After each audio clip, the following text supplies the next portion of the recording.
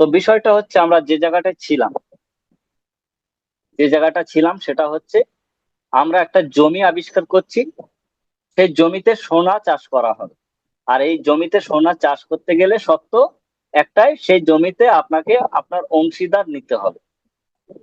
আর এই জায়গা থেকে গ্রামের কিছু মানুষ এবং আমাদের মধ্যে থেকে কিছু মানুষ, সবাই কিছু কিছু মানুষ সেখানে প্রথম দিকে সাহস করে এগিয়ে এলো, এবং তারপরে সবাই মিলে বলল কি যে ঠিক আছে, আমরা চেষ্টা করে দেখি ভবিষ্যতে কি হয়। সোনা উৎপাদন করা হবে, ঠিক আছে, চলুন দেখা যাক কি করা যায়। তো এই জায়গা থেকে জমিতে চাষ করা শুরু হলো। আর প্রতিদিন চাষ করে সেখান থেকে সামান্য সামান্য করে কি হচ্ছে, সোনা উৎপাদন হচ্ছে।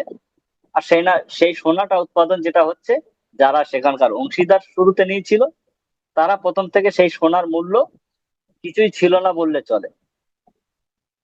কিন্তু সেই সোনাটাকে তারা জাস্ট সড়ক মানে এক এক জায়গায় জড়ো করে করে তারা সবাই জমা করতে লাগলো।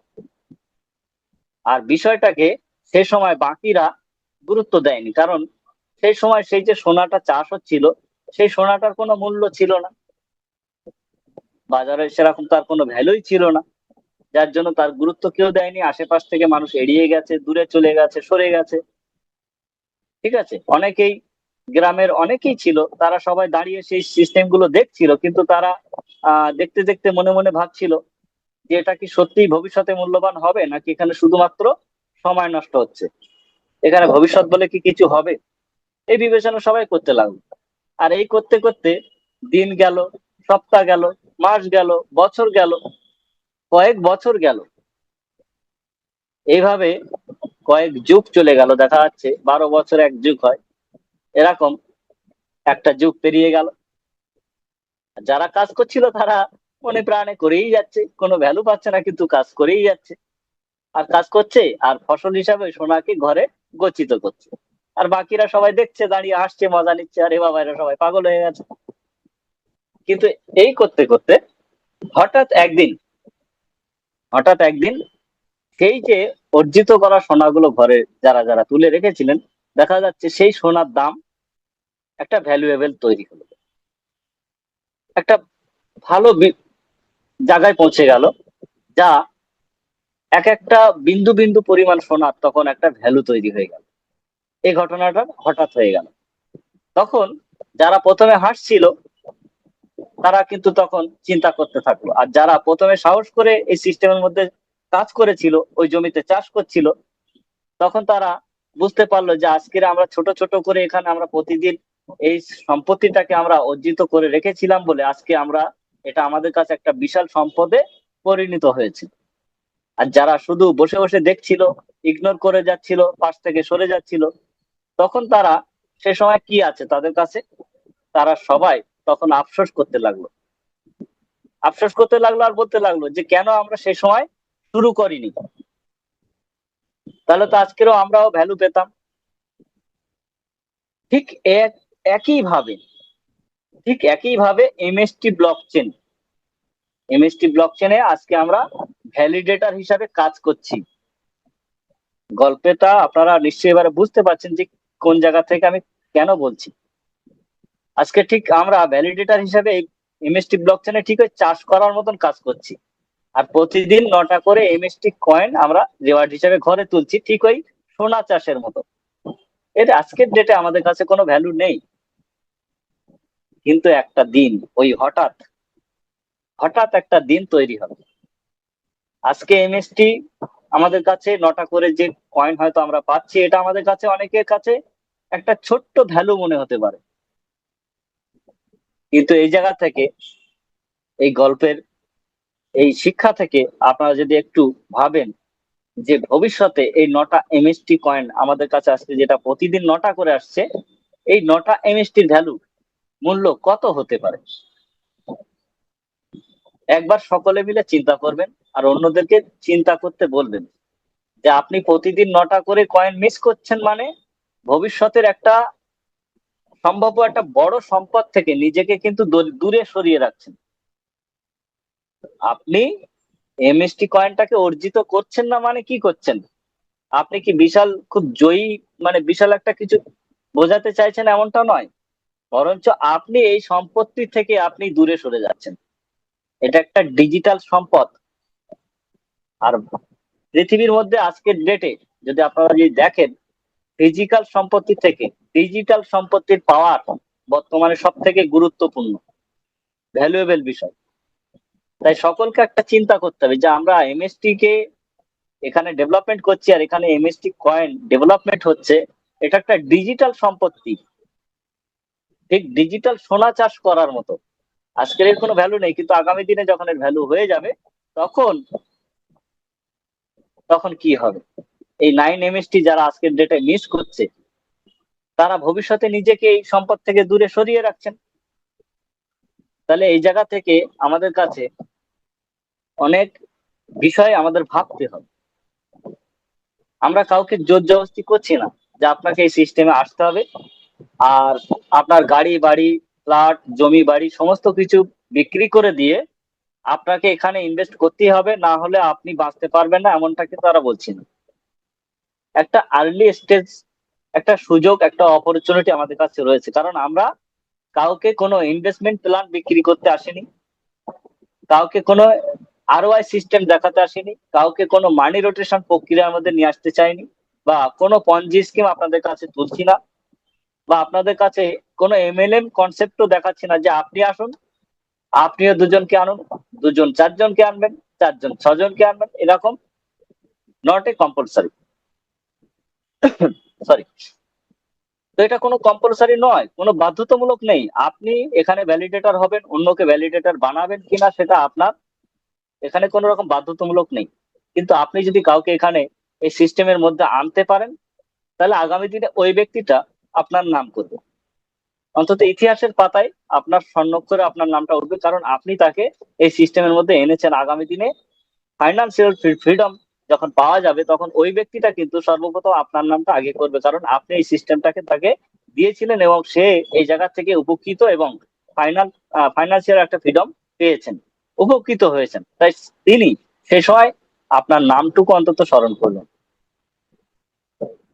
তাহলে এই জায়গা থেকে আমাদের কাছে ইতিহাস থেকে আমরা যদি দেখে আসি বা শিখে আসি, আর ইতিহাস আমাদের কাছে যে শিক্ষা দিয়েছে সেটা হচ্ছে, একটা সময় এমন ছিল যেটা একটা ডিজিটাল সিস্টেম বা ডিজিটাল একটা কয়েন, আজকে ক্রিপ্টোকারেন্সির কথাই যদি আমি বলি, bitcoin, ethereum, Solana, polygon, XRP, Tron, BNB, তো এই সমস্ত যে ডিজিটাল সিস্টেমে যে ক্রিপ্টোগ্রাফি হিসেবে ক্রিপ্টোকারেন্সি গুলো ডেভেলপমেন্ট হয়েছে, এগুলো সবই এমন একটা সময় তৈরি হয়েছে, তখন থেকে আজও পর্যন্ত মানুষ হাসছে।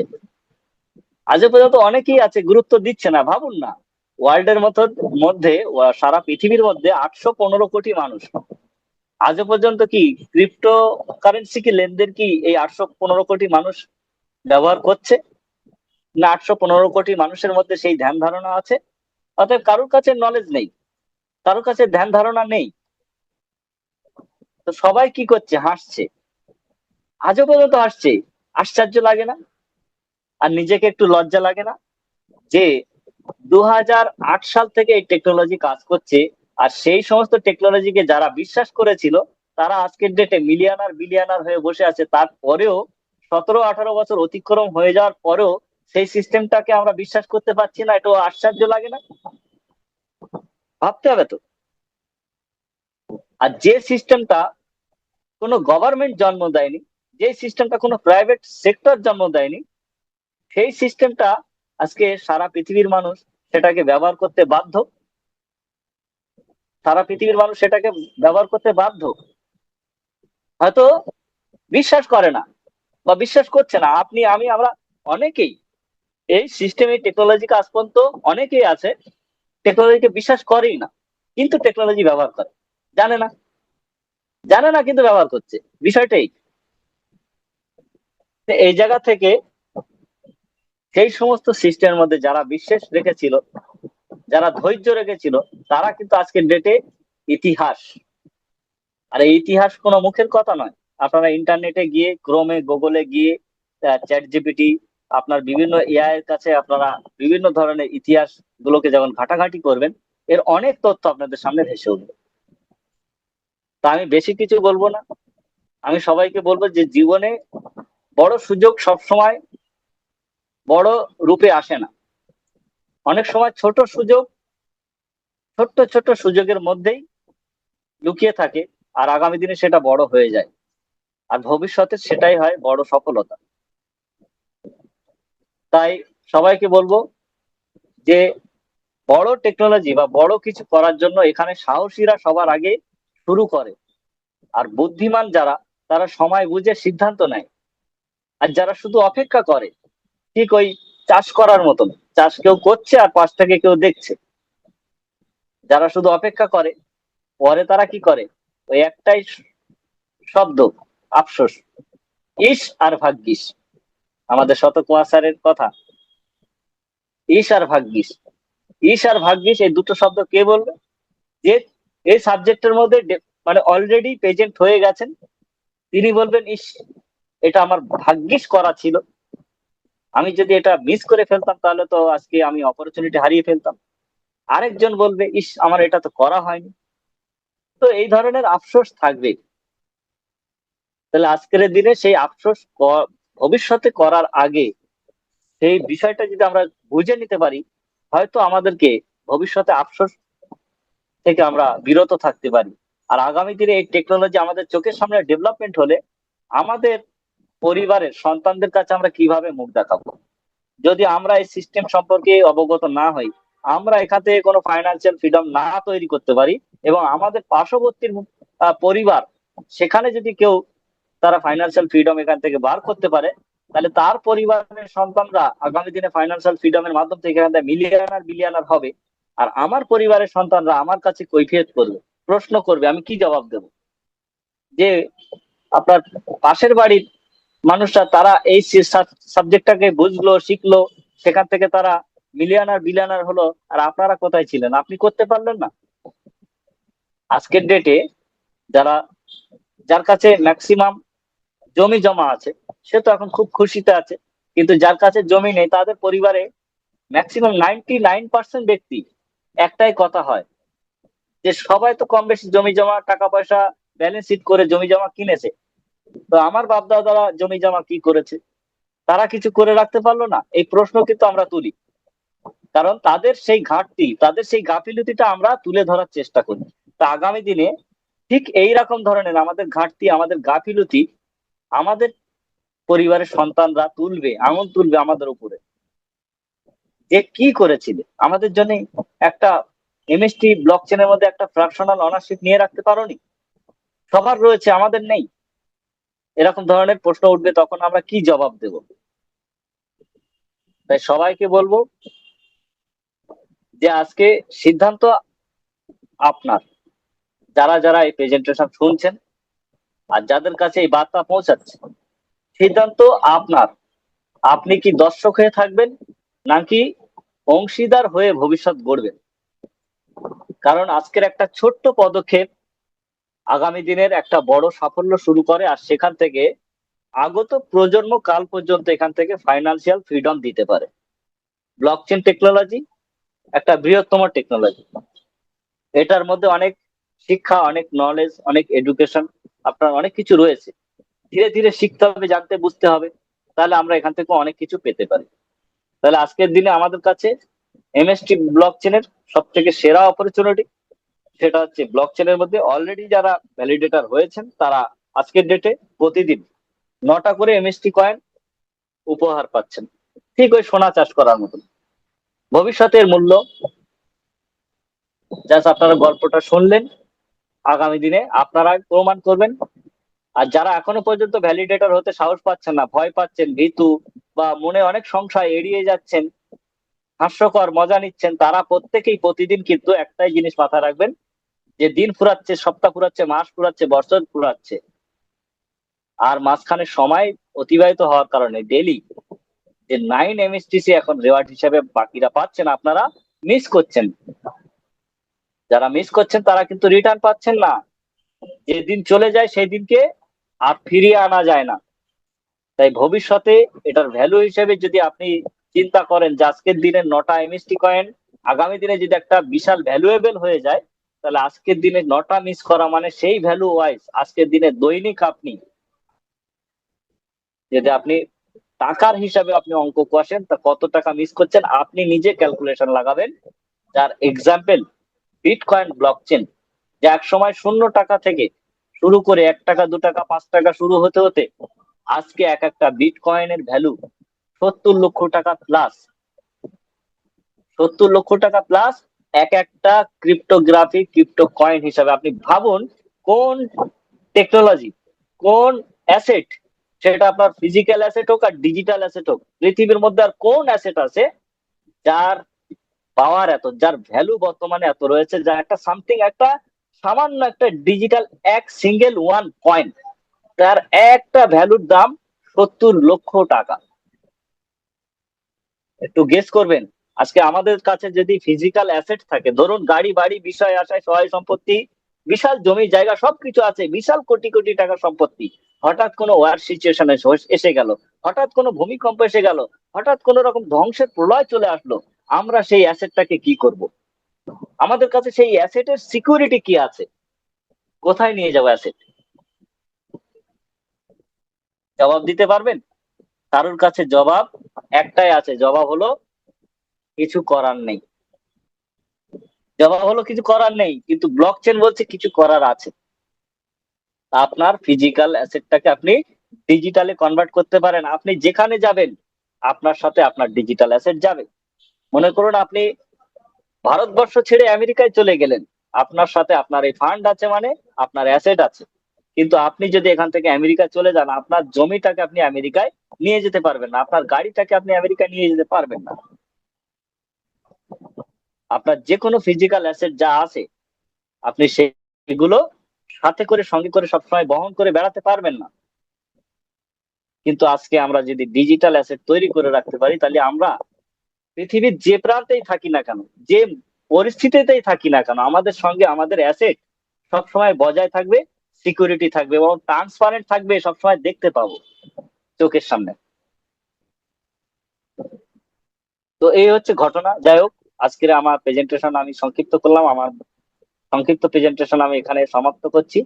আর আপনাদের কাছে আরেকটি বিষয় আমি আপনাদের কাছে তুলে ধরার জন্য অনুরোধ করব, যে বিষয়টা হচ্ছে যে আমাদের এমএসটি ব্লকচেন 21 নোড দ্বারা ডেভেলপমেন্ট হচ্ছে।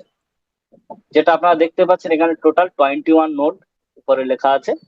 এই 21 নোডের মধ্যে 3খানা নোডকে ব্লকচেনের মধ্যে স্টেকিং করা আছে, আর 18টা নোড কি আছে পাবলিক। পাবলিক এই 18টা নোড পারচেস করতে পারবে। তাহলে 3 বড় না 18 বড়? অবভিয়াসলি 18 বড়। তাই এটাকে বলা হয় পাবলিক ব্লকচেন। কিন্তু এর সঙ্গে একটা বিশেষ অপরচুনিটির কথা লেখা আছে, দেখুন এখানে limited opportunity. Limited opportunity, life time কেউ এই অপরচুনিটি পাবেন না, নোট যতক্ষণ, ভ্যালিডেটার ততক্ষণ। অতএব ভ্যালিডেটার আসন হতে গেলে আপনাকে এর নোট পারচেস করতে হবে। আর এক একটা নোটকে কোম্পানি এখানে বাই ডিফল্ট 70,000 ডিভাইড করে এক একটা টুকরোকে ভগ্নাংশ ফ্র্যাকশন বলা হয়।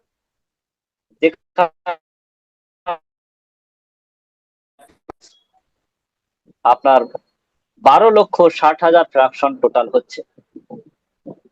এই 12,60,000 ফ্র্যাকশনের মধ্যে অলরেডি আমাদের প্রচুর ফ্র্যাকশন সেল হয়ে গেছে, অলরেডি প্রায় 6 লক্ষ ফ্র্যাকশন সেল হয়ে গেছে। তাহলে আমাদের কাছে আর হিসাব মতন আর 6-7 লক্ষ আমাদের কাছে আছে, 6 থেকে 7 লাখ ফ্র্যাকশন আমাদের কাছে অ্যাভেলেবেল আছে। তাহলে এই হিসাবে যদি আপনি দেখেন, এই ফ্র্যাকশন যখন সেল আউট হয়ে যাবে, ভ্যালিডেটরশিপ বন্ধ হয়ে যাবে। ভ্যালিডেটর আর কেউ হতে পারবে না, এই টেকনোলজির মধ্যে কেউ আর ভ্যালিডেটর হতে পারবেন না। কিন্তু টেকনোলজি চলবে, টেকনোলজি যেভাবে ডেভেলপমেন্ট হচ্ছে এইভাবে ডেভেলপমেন্ট হতে থাকবে। এর মধ্যে প্রজেক্ট আসবে, এর মধ্যে সমস্ত সিস্টেম ডেভেলপমেন্ট হবে, স্মার্ট কন্ট্রাক্ট আসবে, ডিঅ্যাপস হবে, টোকেনাইজেশন হবে, সমস্ত সিস্টেম কাজ করবে। কিন্তু ভ্যালিডেটর আর হবে না। তখন ভ্যালুয়েবল কারা হবে? আজকের ডেটে যারা এখানকার ভ্যালিডেটর হচ্ছে, আজকের ডেটে এখানে যারা ভ্যালিডেটর হচ্ছে তারা এখানকার ম্যাক্সিমাম অপরচুনিটি পাবেন। তাহলে এখানে আজকের ডেটে আমরা যদি দেখি, তাহলে আমাদের কাছে যে সব থেকে ম্যাক্সিমাম বেনিফিট রয়েছে সেটা হচ্ছে আমাদের নোট ফ্র্যাকশন। এক একটা যে 70,000-এর মধ্যে একটা ফ্র্যাকশনের ভ্যালু, আমাদের 9 নম্বর নোডের এক একটা ফ্র্যাকশনের ভ্যালু অ্যাপ্রক্স আপনার আজকের ডেটে আপনার, আমি রাউন্ড ফিগারে 3800 টাকা ধরে নিচ্ছি। 3800 টাকা দাম। অনেকের কাছে এই 3800 টাকাটা একটা বিশাল ভ্যালু মনে হয়, যে 3800 টাকা দিয়ে দেবো, ওরে বাবা, এ তো আমার জীবনের সবকিছু চলে যাবে, আমি তো আর এই টাকা ইনকাম করতে পারবো না, আমার তো এই টাকা শেষ হয়ে গেলে আমি তো আর আগাতে পারবো না, আমি তো এখানেই বরবাদ হয়ে যাবো। আপনি মনে করছেন একটা 1 বিঘে জমি কিনবেন, কিন্তু আপনার কাছে 3800 টাকা খরচ করার পজিশন নেই। আপনি একটা একটা ভ্যালুয়েবল প্রোডাক্ট, তার একটা অনারশিপ মালিকানা নিতে যাচ্ছেন, আপনার কাছে 3800 টাকা একটা বিশাল ভ্যালুয়েবল মনে হচ্ছে। অতএব আপনি সম্পত্তি, যেটা আজকের ডেটে এই যে ডিজিটাল সম্পত্তি, এটার ভ্যালু আপনি মনে করছেন নগণ্য। 3800 টাকাটা যদি আপনার কাছে বিগ হয়ে থাকে, তাহলে এই এই সাবজেক্টটা বা এই টেকনোলজিটা আপনার কাছে নগণ্য, এর কোনো ভ্যালু নেই, ভ্যালুলেস। তো যারা এই ধরনের ভাবেন, আমি শুধু তাদেরকে বলবো, যারা ভাবছেন যেটা একটা ভ্যালুলেস, তাদেরকে বলবো এখানে আপনি 1 টাকাও ইনভেস্টমেন্ট করবেন না, জিরো। আপনাকে 1 টাকাও ইনভেস্টমেন্ট করতে হবে না, কারণ এখানে টাকা ইনভেস্টমেন্ট করার জন্য কোনো প্ল্যানই না, এটা কোনো ইনভেস্টমেন্ট সিস্টেম না, এটা টেকনোলজি ডেভেলপমেন্ট হচ্ছে। টেকনোলজি ডেভেলপমেন্ট হতে গেলে তার যা কস্ট আছে সেটা সবাইকে দিতে হবে, কারণ এটা সবাই মিলে এটা ডেভেলপমেন্ট করা হচ্ছে। এখানে যতগুলো টাকা খরচ সেটা সবাই মিলে বহন করা হচ্ছে, তাই এটাকে বলা হয় পাবলিক ব্লকচেন। তাহলে আজকের এই 9 নম্বর নোডের এক একটা ফ্র্যাকশন আমরা এখানে অ্যাপ্রক্স 3800 টাকা খরচ করলে, আমাদের জীবন থেকে হয়তো ওয়ান টাইম আমরা খরচ করলাম, কিন্তু আমরা রিওয়ার্ড হিসেবে প্রতিদিন ওই সোনা উৎপাদন করার মতো 9টা করে কয়েন আমরা ডেইলি হোল্ড করার সুযোগ পাচ্ছি। 2044 সাল পর্যন্ত এখান থেকে আমাদের রিওয়ার্ড ডিস্ট্রিবিউশন চলবে। প্রতিবার আমরা বলে এসেছি, এটা অ্যালগোরিদম ওয়াইজ ব্লক চেনের মধ্যে কোডিং এর মাধ্যমে এখানে অটোমেটিকলি সমস্ত কিছু সিস্টেম কাজ হতে থাকে। তাহলে খুব শীঘ্রই 10 নম্বর নোড অ্যাক্টিভ হতে চলেছে। 10 নম্বর নোড অ্যাক্টিভ হলে আমাদের কাছে কয়েন সাপ্লাই রিওয়ার্ড হিসেবে যেটা 9টা করে পাওয়া যাচ্ছে, সেটা 8টা করে পাওয়া যাবে। আজকের ডেটে যে ফ্র্যাকশনটা আমাদের 9 নম্বর নোডের ফ্র্যাকশনটা আমাদের কাছে 3800 টাকায় মনে করুন পাওয়া যাচ্ছে, 10 নম্বর নোড অ্যাক্টিভ হলে আমাদের কাছে অ্যাপ্রক্স ওই ফ্র্যাকশনের মূল্য 4500 টাকা হয়ে যাবে। ঠিক আছে, 4500 টাকা। তাহলে 4500 টাকা সেই সময় দিতে পারবো, না এখন 3800 টাকা দিতে পারবো?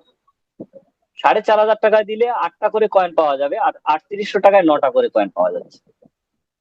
ডিফারেন্ট গুলো দেখুন। সময়ের সঙ্গে অপরচুনিটিও ফুরাচ্ছে, কারণ নোট অ্যাক্টিভ হচ্ছে মানে ভ্যালিডেটর বেড়ে যাচ্ছে। এইভাবে আমাদের কাছে 11 নম্বর নোট অ্যাক্টিভ হবে, 4500টা আমাদের কাছে দেখা যাবে অ্যাপ্রক্স রাউন্ড ফিগারে 6000 টাকা ফ্র্যাকশনের মূল্য হয়ে যাবে।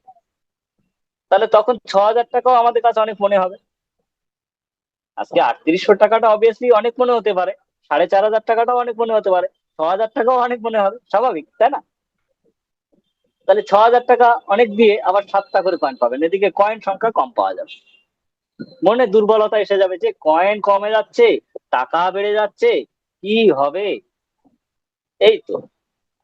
কিন্তু যদি আপনি অপরচুনিটি বোঝেন, সোনা উৎপাদনকারীর একটা জমি পাওয়া, ভ্যালুয়েবল একটা জমিটা পাওয়া, এটা হচ্ছে সব থেকে মূল ফোকাস কেন্দ্র, এখানে ফোকাস করতে হবে। সফলতা এমনি এমনি পাওয়া যায় না, ফোকাসটা যদি ঠিক থাকে তবেই সফলতা পাওয়া যায়। এইভাবে আমাদের কাছে আপনি ভাবতে থাকবেন, অবজার্ভ করতে থাকবেন, সিস্টেমেটিক্যালি সমস্ত নোড অ্যাক্টিভ হতে থাকবে, আর বাই ডিফল্ট কয়েন সংখ্যা কমতে থাকবে। যত নোড অ্যাক্টিভ হবে তত এখানে নোডের ভ্যালু বাড়বে। এইভাবে যখন 13 নম্বর, দেখুন এখানে 13 নম্বরের ভ্যালু ইনক্রিজ হবে, 14 নম্বরে কয়েন কমবে, ভ্যালু বাড়বে, ফ্র্যাকশনের ভ্যালু বাড়বে, 15 নম্বরে কয়েন কমে যাবে কিন্তু ফ্র্যাকশনের ভ্যালু বাড়বে, 16 নম্বরে আরো কয়েনের সংখ্যা কমে যাবে কিন্তু ফ্র্যাকশনের ভ্যালু আরো বেড়ে যাবে। এইভাবে 17, 18, 19, 20, এইভাবে 21 নম্বর লাস্ট। 21 নম্বরে দেখুন কয়েন সংখ্যা মাত্র 4 এমএসটিসি পাওয়া যাবে, কিন্তু ফ্র্যাকশনের ভ্যালু দেখুন 18,000 টাকা শুধু without GST. With GST 20,000 plus থেকে আপনার 20,000 প্লাস জিএসটি হয়ে যাবে। তাহলে সেই সময় যদি আমরা যদি 20,000 টাকাও ধরি, ধরুন 20,000 টাকা, আমি রাউন্ড ফিগারে ধরলাম, তাহলে 20,000 টাকাটা বড় হলো না আজকের ডেটে 3800 টাকাটা বড় হলো? 20,000 টাকায় 4খানা কয়েন পাওয়া যাবে, আর 3800 টাকায় 9টা 8টা কয়েন পাওয়া যাচ্ছে। অপরচুনিটিটাকে বুঝতে হবে। পুরো জমিতে সোনা চাষ করার মতো। তো যাই হোক, এই ছিল আজকের আমার মূল প্রেজেন্টেশন। তো মেন ব্যাপার হচ্ছে, যদি আপনাদের কারো কিছু ধ্যান ধারণা থাকে, প্রশ্ন মতামত থাকে, এখন আপনারা আপনাদের মতো প্রশ্ন করুন। প্রত্যেকের মাইক আনমিউট করার জন্য আমি অ্যালাউ করলাম।